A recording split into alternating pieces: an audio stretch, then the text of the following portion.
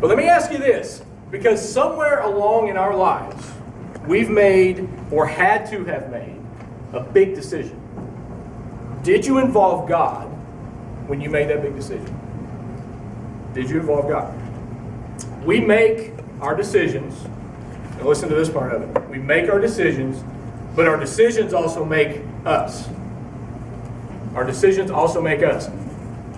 Who you are today is a direct result of the decisions that you made yesterday.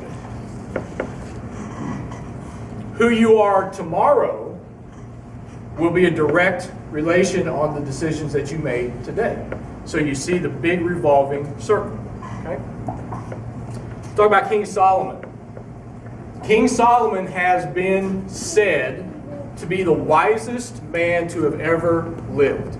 Anybody ever want to know how he got that? You ever want to know why? Have you heard that? Wisest man ever to have lived. Now that's a pretty big umbrella, pretty big title. He was the wisest man to have ever lived. How did he get it? Anybody know? Did you read my notes? You just know the story. He asked for it. Back when he was anointed to be king, tradition said that anybody that got anointed to be a king or some type of authority figure had to sacrifice a young bull as an offering to God. King Solomon, in this particular instance, said, hey, more really is better. I'm going to sacrifice 1,000. I'm going to take 1,000 young bulls to the altar for sacrifice to give thanks for God. That night, God appeared to Solomon and said, anything you want, ask. Anything you want, ask. So we're going to start to read from 2 Chronicles. We're not going to. It was in front of King David, and now took firm control of the kingdom. For the Lord his God was with him and made him very powerful. He called together all Israel, the generals, the captains of the army, the judges, and all the political and clan leaders. Then Solomon led the entire assembly to the hill at Gibeon, where God's tabernacle was located. This is where the tabernacle that Moses, the Lord's servant, had constructed in the wilderness. Skip down to verse 6.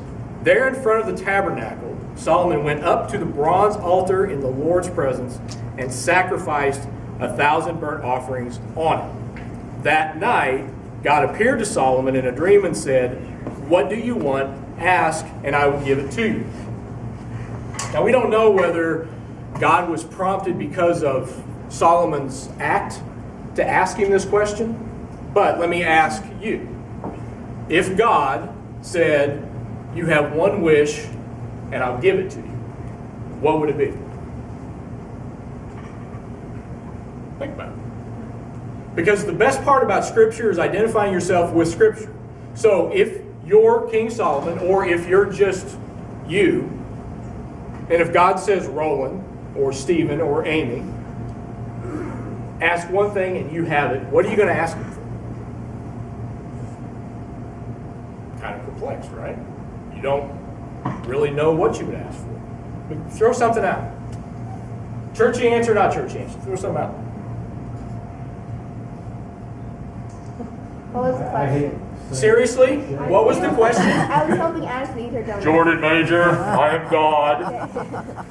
Ask one thing, and I'll give it to you. Good health. This sounds like Good health, thank you. This sounds like a cliche, but I'm selling him a beauty queen conversation. But I swear to God, what I'd like to see is peace.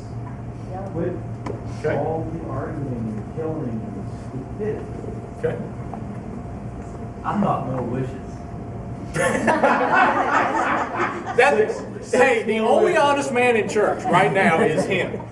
Because how many would really want to grant more wishes, but didn't really want to say? Of course we would. Of course we would.